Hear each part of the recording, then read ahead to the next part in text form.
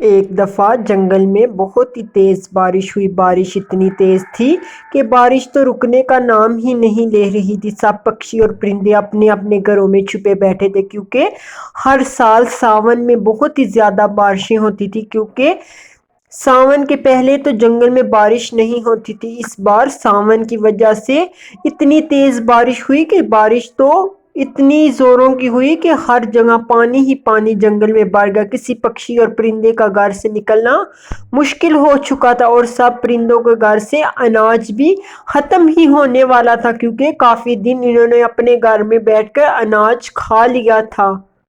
اور جنگل میں بہت ہی زیادہ بجلی بھی چمک رہی تھی۔ کچھ پرندوں کے گھر بھی اس بجلی کی وجہ سے ٹوٹ گئے تھے۔ سب پکشی اور پرندے بہت ہی زیادہ پریشان تھے کہ یہ بارش کب رکے گی اور کب ہم اس بارش سے آزاد ہوں گے، کیونکہ بارش تو بہت ہی تیز تھی۔ چڑیا اپنی بیٹی سے کہتی ہے، بیٹی، یہ تو بارش رکنے کا نام ہی نہیں لے رہی، ہمارا تو گھر بھی ٹوٹ چکا ہے، اب ہم کس کے سہارے جیئیں گے؟ بارش تو بہت ہی زیادہ تیز ہے، اب ہم کیا کریں؟ ایسے وہ ماں بیٹی آپس میں باتیں کرتی رہتی ہیں۔ وہ پھر ماں بیٹی اڑتی اڑتی اپنی بہن کے گھر چلی جاتی ہیں۔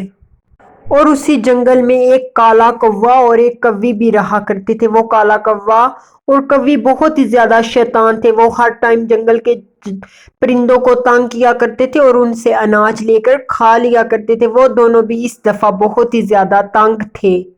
اس دفعہ تو کالو کوے نے بھی بہت ہی سمجھداری والی بات کی تھی۔ کالو کوا اپنے گھر میں آرام سے آگ کے مزے لے رہا تھا، اور ادھر دوسری طرف سب پرندوں کے گھر تباہ و برباد ہو چکے تھے، کیونکہ اس دفعہ کالو کوے کو بہت ہی زیادہ سمجھ آ چکی تھی۔ بارش کے دنوں میں اپنے گھر میں کوئی کسی کو نہیں رکھتا، اس لیے کالو کوے نے اس دفعہ اپنا گھر بہت ہی زیادہ مضبوط بنایا ہوا تھا اور آگ کے مزے لے رہا تھا۔ اسی طرح سب پرندوں نے بیچاروں نے اپنے گھروں کے اوپر چھاتے لگا لیے اپنے گھروں کو محفوظ رکھنے کے لیے، کیونکہ کچھ پرندوں نے اپنے گھونسلوں میں انڈے بھی دیے ہوئے تھے، کیونکہ ان کو بہت ہی زیادہ ڈر تھا کہ ان کے انڈے گر ہی نہ جائیں۔ اسی طرح وہ ماں بیٹی اپنی بہن کے گھر آ جاتے ہیں اور ادھر وہ دونوں سکون سے رہنے لگتی ہیں، اور ادھر دوسرے پرندے بھی پھر تھوڑے محفوظ ہو ہی چکے تھے۔ بس دانا پانے کی تھوڑی کمی تھی، پر وہ بھی ان کی دور ہو ہی گئی تھی، کیونکہ دوسرے جنگل سے ایک چڑیا ان کے لیے بہت ہی زیادہ اناج لے آئی تھی۔ اور اس چڑیا کے پاس جو بھی جاتا وہ چڑیا اس کو بھرپور اناج دے دیتی۔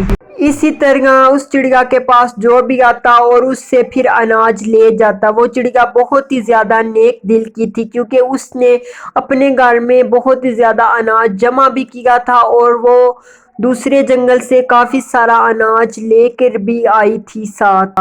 اس طرح اس کے پاس جو بھی جاتا وہ چڑیا اس کو بھرپور اناج دیتی اور اپنا وقت گزارتے بارشوں کا۔ اس طرح اس چڑیا کے پاس جو بھی جاتا چڑیا اس کو اناج دے دیتی۔ پھر ایسے ہی جنگل میں سے بارش رک جاتی ہے، سب پرندے پھر سے ہنسی خوشی اپنے اپنے گھروں میں رہنے لگتے ہیں۔ اس کہانی سے ہمیں یہ سیکھ ملتی ہے کہ ہمارے برا وقت جب ہم پر آئے تو ہمیں اس ٹائم پتہ چلتا ہے کہ ہمارے ساتھ کون تھا۔